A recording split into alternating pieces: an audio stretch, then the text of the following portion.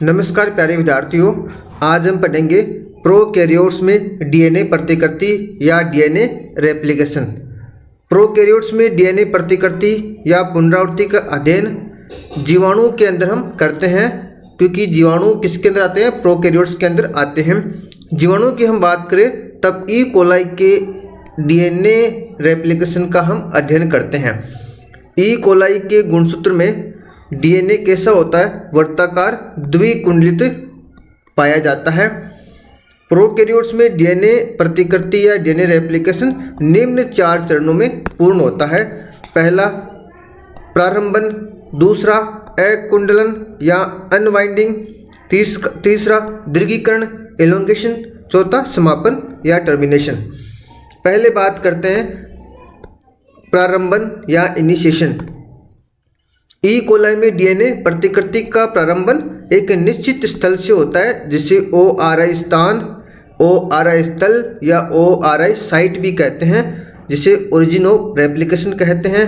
ये 245 नाइट्रोजन क्षार युग्म से बना होता है, यानी 245 बेस पेयर का ये बना होता है। इसकी संरचना हम देखें, अभी हमने बताया कि ई कोलाई का जो डीएनए होता है वो द्विकुंडलित वर्ताकार होता है। ये आप देख रहे हो द्विकुंडलित, ये वर्ताकार है। ओरिजिन ऑफ साइट की बात करते हैं, उद्गम स्थल की बात करते हैं। जैसे ये उद्गम स्थल है, इसका मैं हाईलाइट कर रहा हूँ, ये वाला उद्गम स्थल है। इसकी लंबाई कितनी होती है?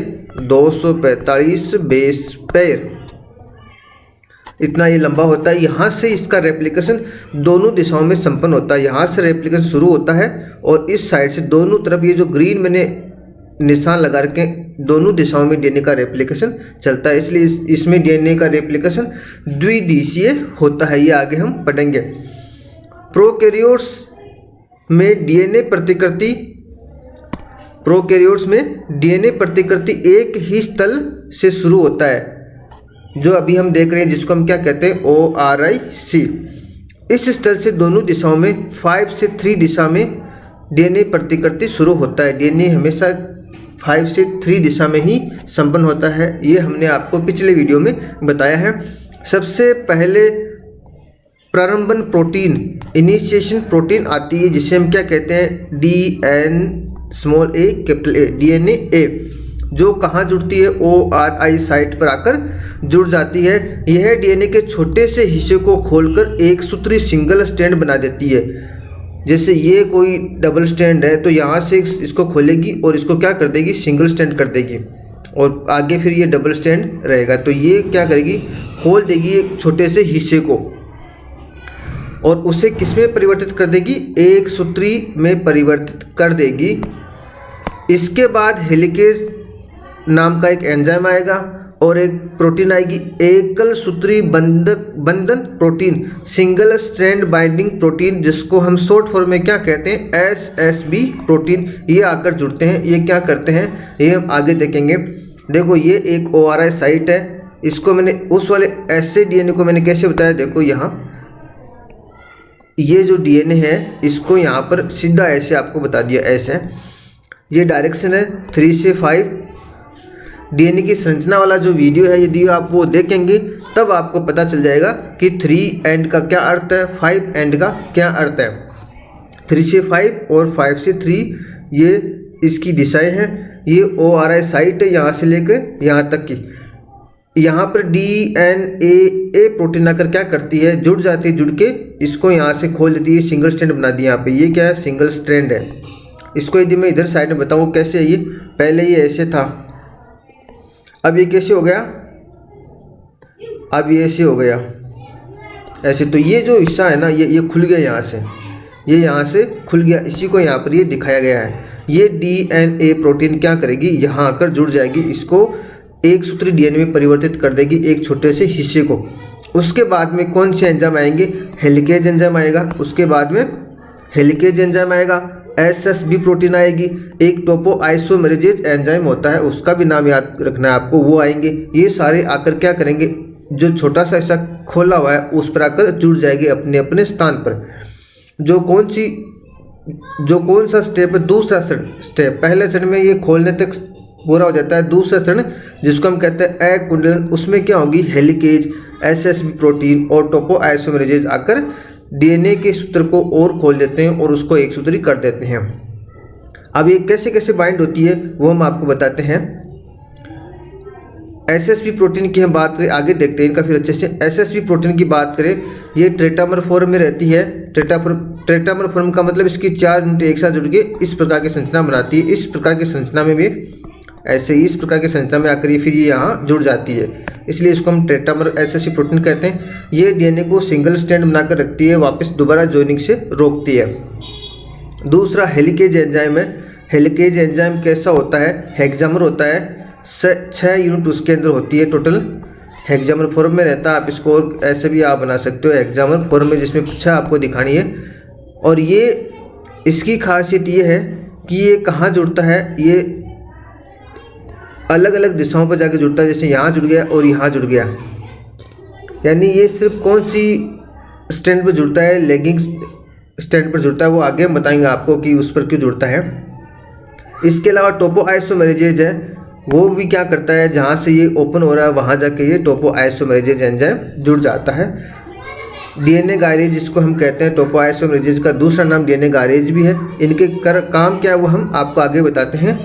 दूसरी स्टेप कौन सी है? अकुंडलन, जो अभी हम बात कर रहे हैं। इस चरण में हेलिकेज, एसएसपी प्रोटीन और डीएनए गायरेज आकर द्विसूत्री डीएनए को ओआरएस तल पर एक सूत्री डीएनए में परिवर्तित कर देते हैं।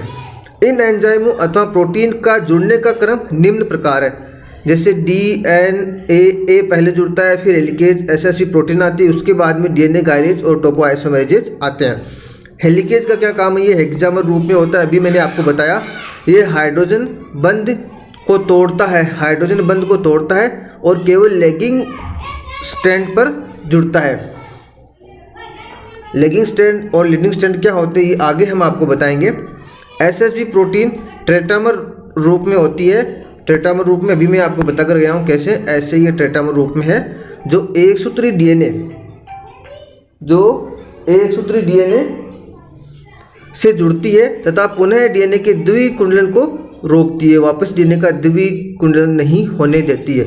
डीएनए गायरेज क्या करता है?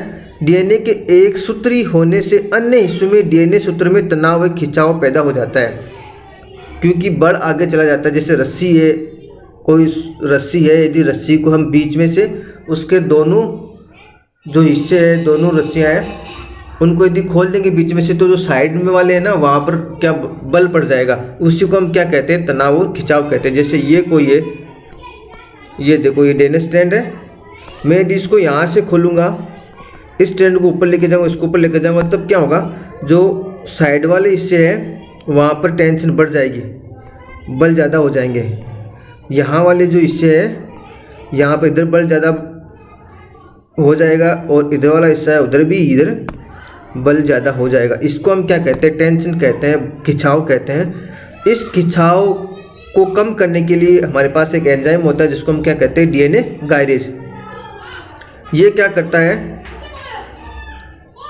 डीएनए का अधिकुंडलन को रोकता है। ये जो हुआ है ना अभी तनाव खिंचाव, उसको हम क्या कहते हैं? सुपर कोइलिंग अधिकुंडलन। इसको ये क्या करता है? रोकता है, दूर करता है। टोपोआइसोमेरेजेज एंजाइम ये कहलाते हैं। 2 प्रकार के होते हैं। ये कितने प्रकार के होते हैं? 2 प्रकार के, टोपोआइसोमेरेजेज फर्स्ट और टोपोआइसोमेरेजेज सेकंड। टोपोआइसोमेरेजेज फर्स्ट क्या करता है? डीएनए के एक सूत्र में कट लगाकर अधिकुंडलन को रिमूव करते हैं। एक सूत्र में कट लगाते हैं, और जो टोपोआइसोमेरेजेज है दोनों सूत्रों में कट लगाकर अधिकुंडलन को रोकते हैं या हटाते हैं, रिमूव करते हैं। ये हो गया टोपोआइसोमेरेजेज। ये हो गया दूसरा चरण। तीसरे चरण में क्या होगा? जब दूसरे चरण में सारी चीज़ें कंप्लीट हो जाएगी, तीसरे चरण में फिर उसका डीएनए का रेप्लिकेशन शुरू हो जाएगा, दीर्घीकरण शुरू हो जाएगा, विस्तारण शुरू हो जाएगा, एलोंगेशन शुरू हो जाएगा। अकुंडलन की इस क्रिया द्वारा डबल स्ट्रैंड डीएनए, जिसको द्विसूत्री डीएनए कहते हैं, वो सिंगल स्ट्रैंड डीएनए एक सूत्री डीएनए में परिवर्तित कर दिया जाता है। अब इन सिंगल स्ट्रैंड या टेम्पलेट, इनको हम टेम्पलेट भी कह सकते हैं, जो एक सूत्री बनाए, से प्रतिकृति शुरू करने के लिए एक 3OH सिरे वाले न्यूक्लियोटाइड की आवश्यकता होती है। 3OH सिरे वाले न्यूक्लियोटाइड की आवश्यकता होती है। न्यूक्लियोटाइड भी मैंने पढ़ा दी है, एक वीडियो बनाया था डीएनए और आरएनए का स्ट्रक्चर का, वहाँ पर यदि उसको आप पढ़ लोगे तब ये सारी चीज़ें आपके आराम से समझ में आ जाएगी। 3OH सिरे वाले न्यूक्लियोटाइड की आवश्यकता होती है जिस पर ही डीएनए पॉलीमरेज नए न्यूक्लियोटाइड जोड़ सकता है। ऐसा कोई न्यूक्लियोटाइड जो जिसमें 3OH सिरा फ्री हो उसके ऊपर ही जो डीएनए पॉलीमरेज है वो नया न्यूक्लियोटाइड लाकर जोड़ता है। इसलिए हमें क्या करना पड़ेगा, जो सूत्र है, जो एक सूत्र डीएनए जो बना है यानी जो खोला गया है दूसरे स्टेप में, वहाँ पर एक छोटा न्यूक्लियोटाइड लाकर जोड़ना पड़ेगा।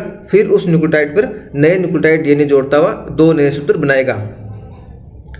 डीएनए पॉलीमरेज एकल टेम्पलेट पर प्रतिकृति शुरू नहीं कर सकता है, अतः एक एंजाइम जिसे प्राइमेज कहते हैं, एक दूसरा एंजाइम आएगा जिसे प्राइमेज कहते हैं, 10 से 12 न्यूक्लियोटाइड का छोटा आरएनए सूत्र या स्ट्रेच निर्मित कर, ये क्या करता है 10 से 12 न्यूक्लियोटाइड का एक छोटा सा आरएनए स्ट्रेच, छोटा आरएनए का पार्ट निर्मित कर पैतृक डीएनए के खाली टेम्पलेट के 3 सिरे पर जोड़ता है, जहाँ से डीएनए का रेप्लिकेशन डीएनए पॉलीमरेज के द्वारा शुरू कर दिया जाता है। डीएनए प्रतिकृति के दीर्घीकरण में निम्न अवयव या एंजाइम भाग लेते हैं। प्राइमर क्या होते हैं, अभी मैंने बताया प्राइमर वो एक डीएनए के आरएनए के छोटे टुकड़े होते हैं जो डीएनए टेम्पलेट पर जुड़कर रेप्लिकेशन के शुरुआत में डीएनए न्यूक्लियोटाइड के जुड़ने के लिए 3OH समूह उपलब्ध करवाते हैं। प्राइमेज क्या करता है, इन प्राइमर्स का निर्माण करते हैं। डीएनए पॉलीमरेज क्या होते हैं, डीएनए पॉलीमरेज डीएनए का सिंथेसिस करते हैं, रेप्लिकेशन शुरू करते हैं। अकुंडलन की क्रिया के पश्चात तथा प्राइमर जुड़ने के पश्चात डीएनए पॉलीमरेज प्राइमर के 3OH सिरे पर 5 से 3 दिशा में नए न्यूक्लियोटाइड जोड़ते हुए नए टेम्पलेट का निर्माण करते हैं, दोनों सूत्रों पे करते हैं।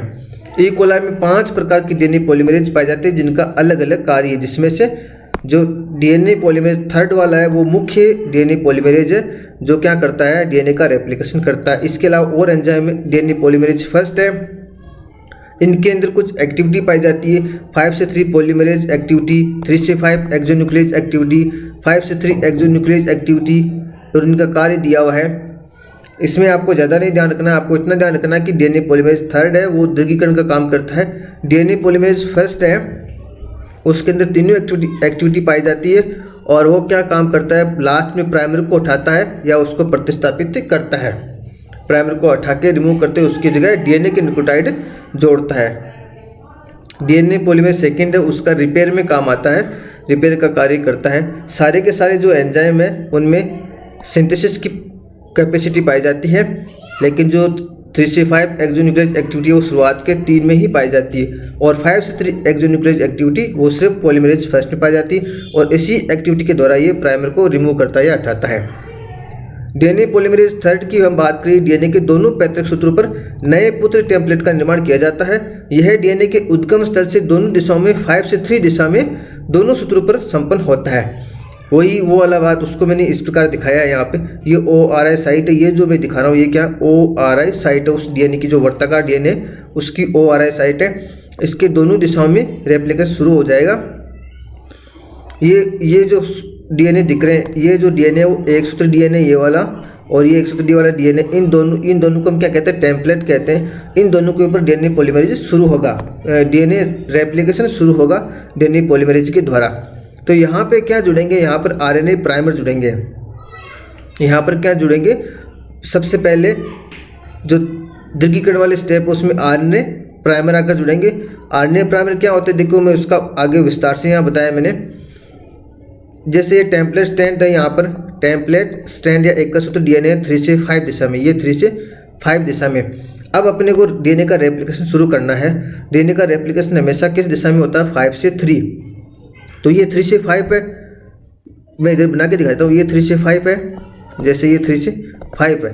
5 से 3 दिशा में शुरू होने का मतलब है, यानी इधर जो एंड बनेगा वो 5 वाला एंड बनेगा, इधर एंड बनेगा वो 3 वाला एंड बनेगा, क्योंकि एक सूत्र का जो एक टेम्पलेट उस पर एक तरफ 3 है तो उसके समानांतर ऊपर की ओर वो कौन सा होगा, 5 एंड होगा, यानी एक दूसरे के पूरक होते हैं। डीएनए क्या होते हैं, एक दूसरे के विपरीत दिशा में इनके दोनों स्ट्रैंड होते हैं, एक दूसरे की विपरीत दिशा में होते हैं, इनकी दिशा एक दूसरे से विपरीत होती है।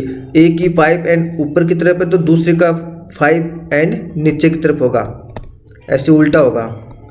तो यहाँ पर ये चीज़ ध्यान रखनी है, कि डीएनए का जो रेप्लिकेशन है 5 से 3 दिशा में होता है, यानी जो 3 वाला एंड है वहाँ हमें क्या जोड़ना पड़ेगा, प्राइमर जोड़ना पड़ेगा। जो पैतृक सूत्र है डीएनए का, पैतृक सूत्र है उसका जो 3 एंड है वहाँ पर हमें क्या जोड़ना पड़ेगा, प्राइमर जोड़ना पड़ेगा। जैसे ये 3 एंड है, इधर देखो ये 3 एंड है, यहाँ पर हमने प्राइमर जोड़ा, कौन सा 5 से 3, ये प्राइमर यहाँ पर जोड़ा हमने, ये हमने क्या जोड़ा, प्राइमर जोड़ा, यहाँ पर प्राइमर जुड़ा हुआ है, ये देखो ये प्राइमर जुड़ा हुआ है, ये यहाँ पर प्राइमर जोड़ दिया। अब इसके पास ये 3OH समूह हमारे पास फ्री है, 3OH ये फ्री है, और यहाँ पर डीएनए पॉलीमरेज क्या करेगा, नए न्यूक्लियोटाइड को लाकर जोड़ देगा, यहाँ पर ऐसे जोड़ता जाएगा और जोड़ता जाएगा तो एक इस दिशा में चला जाएगा, यानी 5 एंड यहाँ है और 3 एंड इधर की तरफ है, यानी 5 से 3 दिशा में रेप्लिकेशन ये शुरू कर देगा। तो यहाँ पर देखो ये, इसमें आप देखोगे ना, इसमें आपको बताता हूँ, थोड़ा सा बड़ा कर देता हूँ। अब आप यहाँ पर देख लो दोनों दिशाओं में हो रहा है। ये इधर देखो ये 3 से 5 वाला एंड है, 3 से 5 और इधर 3 से 5, यानी जो 3 एंड है वहाँ पे प्राइमर जुड़ेगा। जैसे इस वाला स्टैंड की बात करें तो यहाँ 3 वाला ये है, यहाँ प्राइमर जुड़ गया, ठीक है। 3 वाला ये है, यहाँ से स्टार्ट होना खुला तो ये प्राइमर जुड़ गया, 3 वाला एंड है ये 3 से 5। ये इधर 3 से ये 5 एंड है, ये 3 से ये 5 एंड है, तो ये 3 एंड है, 3 एंड पे ये क्या जुड़ गया, प्राइमर जुड़ गया, और ये यहाँ पर प्राइमर जुड़ गया, यानी इसमें ये 3 से 5 है तो 5 से 3 दिशा में इधर की तरफ होगा।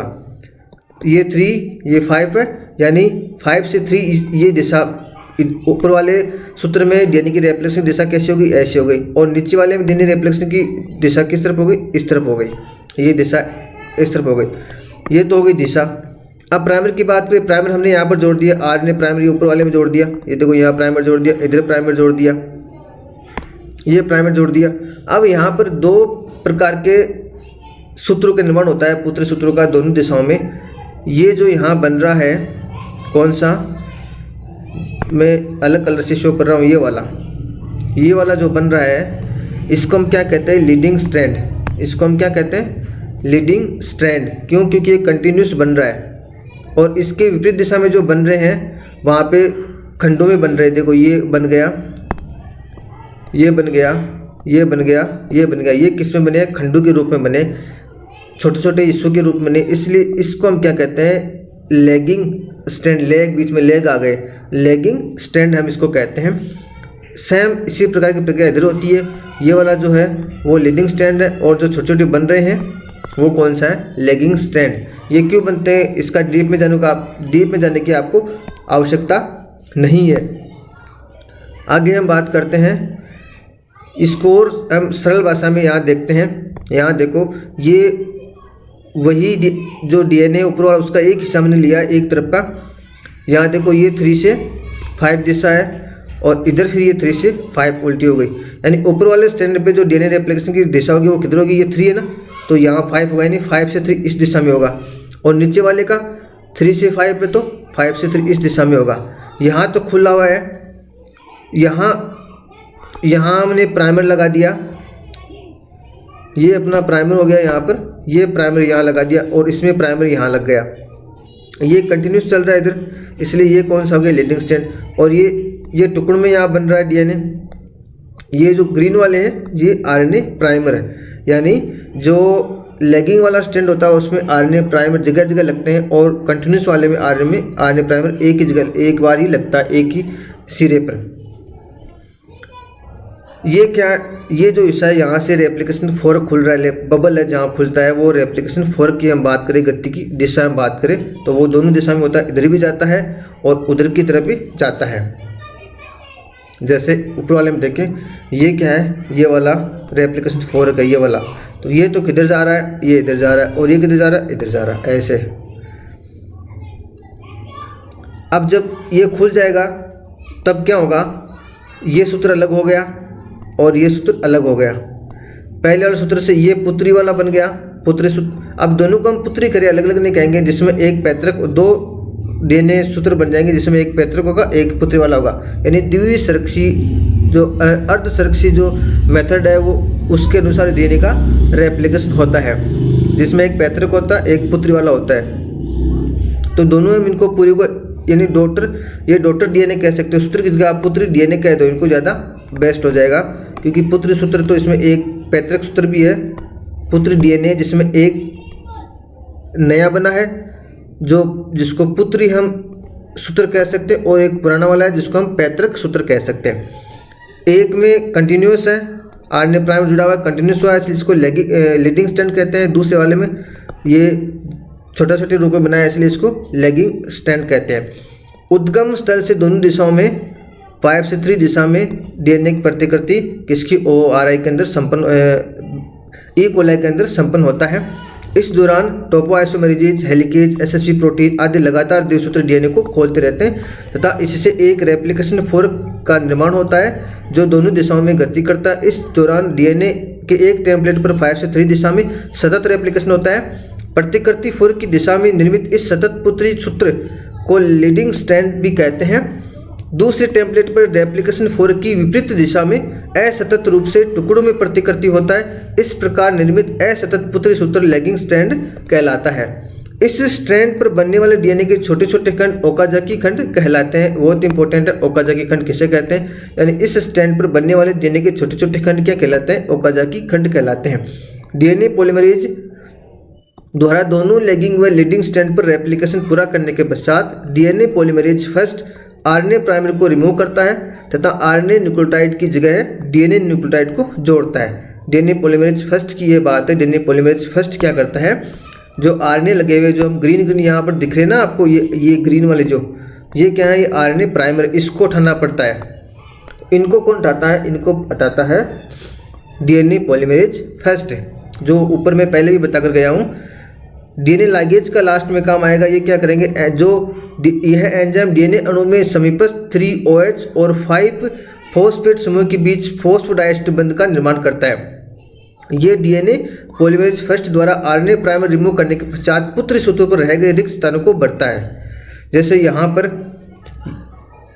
एक सूत्र की बात करें, ये आरएनए प्राइमर है और ये नवनिर्मित एक टेम्पलेट लिया है, सिर्फ एक सूत्र लिया है जो लीडिंग स्ट्रैंड का है। अब इस पे डीएनए पॉलीमरेज काम करेगा, इस आरएनए प्राइमर को उठाएगा, लेकिन कैसे, टुकड़ों में। यहाँ से पहले तोड़ दिया, यहाँ इसी तोड़ दी, यहाँ तोड़ दिया, तोड़ के ये एक स्टेट न्यूक्लियोटाइड जोड़ता जाएगा, ऐसे जोड़ता जाएगा। लेकिन लास्ट में क्या होगा, यहाँ पर लास्ट में ये जो 3OH है और 5 फॉस्फेट ये जगह बच जाती है। यहाँ पर ये इसको, इस निक को या इस हिस्से को ये नहीं भर पाता है।